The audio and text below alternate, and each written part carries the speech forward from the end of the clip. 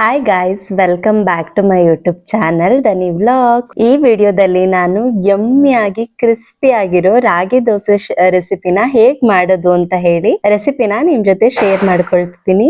ಈ ರೆಸಿಪಿ ಬಂದು rich and protein ಜಾಸ್ತಿ ಇರುತ್ತೆ, ಹಾಗೆ ಟೇಸ್ಟ್ ಕೂಡ ತುಂಬಾ ಚೆನ್ನಾಗಿರುತ್ತೆ, ಹಾಗೆ ತುಂಬಾ ಈಸಿ. ಫಸ್ಟ್ ನಾನಿಲ್ಲಿ 2 ಕಪ್ ಅಷ್ಟು ರಾಗಿ ತಗೊಂಡಿದ್ದೀನಿ. ರಾಗಿ ಬಂದು ಕ್ಲೀನ್ ಮಾಡಿಸಿ ಇಟ್ಕೊಂಡಿರ್ಬೇಕು. ಕೆಂಪು ರಾಗಿ ಬರುತ್ತಲ್ಲ, ಆ ರಾಗಿನ ಒಂದ್ 2-3 ಸಲ ಚೆನ್ನಾಗಿ ವಾಶ್ ಮಾಡ್ಕೋಬೇಕು. ಯಾಕಂದ್ರೆ ರಾಗಿಯಲ್ಲಿ ಸಣ್ಣ ಧೂಳಿರುತ್ತೆ, ಅದೆಲ್ಲ ಇತ್ತು ಅಂತಂದ್ರೆ ಅಷ್ಟು ಕ್ಲೀನ್ ಆಗಿರೋದಿಲ್ಲ. ಸೊ ರಾಗಿನ ನೀವು ಅಂಗಡಿಯಿಂದ ತಂದಿದ್ರಾದ್ರೂ ಸರಿ, ಮನೆಯಿಂದ ತಂದಿದ್ರಾದ್ರೂ ಸರಿ, ಚೆನ್ನಾಗಿ ವಾಶ್ ಮಾಡ್ಕೋಬೇಕು. ನೋಡಿ, ನಾನಿಲ್ಲಿ ವಾಶ್ ಮಾಡ್ಕೊಂಡಾದ್ಮೇಲೆ ರಾಗಿ ಕಲರ್ ಎಷ್ಟು ಬ್ರೈಟ್ ಆಗಿ ಕಾಣ್ತಿದೆ ಅಂತ. ಅದ್ರ ಜೊತೆ 1 ಕಪ್ ಅಷ್ಟು ಹೆಸರು ಕಾಳು, ಹಾಗೆ 1/4 ಕಪ್ ಅಷ್ಟು ಉದ್ದಿನ ಬೇಳೆ, ಹಾಗೆ 1/4 ಕಪ್ ಅಷ್ಟು ಕಡಲೆ ಬೇಳೆ, ಹಾಗೆ 1 ಕಪ್ ಅಷ್ಟು ಅವಲಕ್ಕಿ, ಹಾಗೆ ಸ್ವಲ್ಪ 1 ಟೇಬಲ್ ಸ್ಪೂನ್ ಅಷ್ಟು ಮೆಂತ್ಯ, ಇಷ್ಟನ್ನು ಹಾಕಿ ಚೆನ್ನಾಗಿ ನೀರಲ್ಲಿ ನೆನೆಸಿ ಇಡ್ಬೇಕು. ನನ್ ವರ್ಕ್ ಹೋಗ್ಬೇಕಾದ್ರೆ ಮಾರ್ನಿಂಗ್ ನೆನ್ಸಿಟ್ಟು ಹೋಗಿದೆ, ಈವ್ನಿಂಗ್ ಬಂದು ಅದನ್ನ ಮಿಕ್ಸಿಯಲ್ಲಿ ನುಣ್ಣಗೆ ಪೇಸ್ಟ್ ಮಾಡಿ ಇಟ್ಕೋಬೇಕು. ನಾವು ದೋಸೆಗೆ ಹೇಗೆ ಬ್ಯಾಟರ್ ರೆಡಿ ಮಾಡಿ ಹುಳಿ ಬರೋದಕ್ಕೆ ಇಡ್ತೀವಲ್ಲ, ಸೇಮ್ ಅದೇ ತರನೇನೆ ಅದನ್ನ ರುಬ್ಬಿ ಬ್ಯಾಟರ್ ರೆಡಿ ಮಾಡಿ ಮಿಕ್ಸಿಯಲ್ಲಿ ರಾತ್ರಿ ಎಲ್ಲ 8 ಅವರ್ಸ್ ಅದು ಫರ್ಮೆಂಟ್ ಆಗೋ ತನಕನೂ ಬಿಡ್ಬೇಕು. ಈ ದೋಸೆ ಬ್ಯಾಟರು ಅಷ್ಟೇನೆ, ನಾರ್ಮಲ್ ಅಕ್ಕಿ ದೋಸೆ ಬ್ಯಾಟರ್ ತರ ಫರ್ಮೆಂಟ್ ಆಗಕ್ಕೆ ಜಾಸ್ತಿ ಟೈಮ್ ಏನ್ ತಗೊಳಲ್ಲ, ಬೇಗನೆ ಫರ್ಮೆಂಟ್ ಆಗುತ್ತೆ. ಆದಷ್ಟು ನುಣ್ಣಗೆ ರುಬ್ಕೋಬೇಕು, ತರಿಯಾಗಿ ಮಾಡ್ಕೋಬೇಡಿ. ನುಣ್ಣಗೆ ರುಬ್ಕೊಂಡ್ರೆ ಕ್ಲೀನ್ ಆಗಿ ಬರುತ್ತೆ ದೋಸೆ.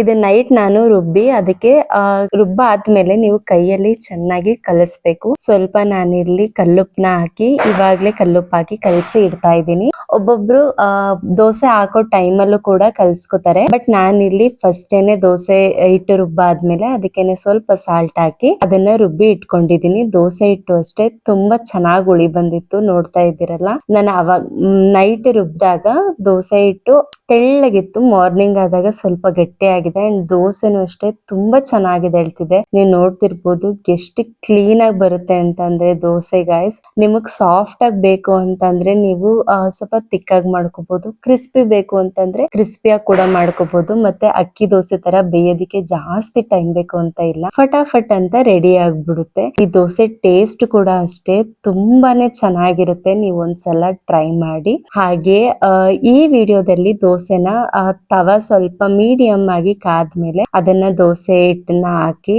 ನೀವು ಅದನ್ನ ಸುಟ್ಕೋಬೇಕು.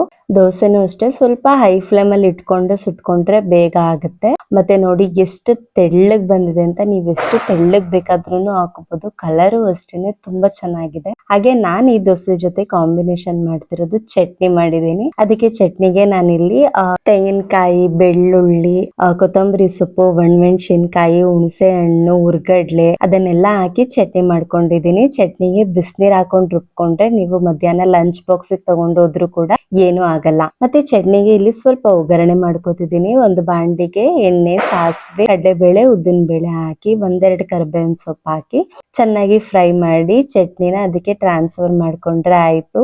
ಚಟ್ನಿ ಟೇಸ್ಟ್ ಕೂಡ ಅಷ್ಟೇ ತುಂಬಾನೇ ಚೆನ್ನಾಗಿರುತ್ತೆ. ದೋಸೆ ಜೊತೆ ಚಟ್ನಿ ಕಾಂಬಿನೇಷನ್ ಸೂಪರ್ ಆಗಿರುತ್ತೆ ಗೈಸ್. ನೀವು ಚಟ್ನಿ ಬದಲು ಟೊಮೊಟೊ ಗೊಜ್ಜು ಅಥವಾ ಕಾಳು ಪಲ್ಯ, ಈ ತರ ಚಟ್ನಿ ಪುಡಿ, ಈ ತರನು ಕೂಡ ನೀವು ಕಾಂಬಿನೇಷನ್ ಮಾಡಬಹುದು.